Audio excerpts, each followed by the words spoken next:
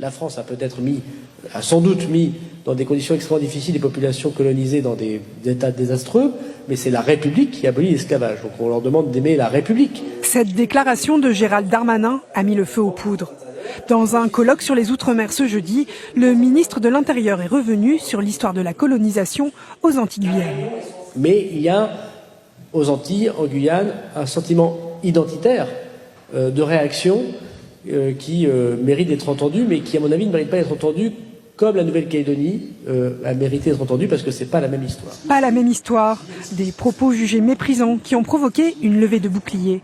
Ce vendredi matin, dans un communiqué au titre évocateur « Colonisation et esclavagisme », 17 députés ultramarins condamnent les propos du ministre de l'Intérieur et des Outre-mer. Ce n'est pas la République française qui a aboli l'esclavage. C'est le fruit de luttes d'hommes, de femmes qui ont été en esclavage pendant des siècles, qui se sont battus, qui ont résisté. Aujourd'hui, il amoindrit la réalité de l'esclavage, il amoindrit la lutte de nos ancêtres et il ment par omission.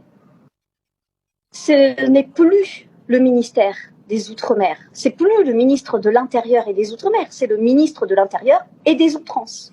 Autre grief, la question de l'autonomie de ces territoires est également abordée par le ministre.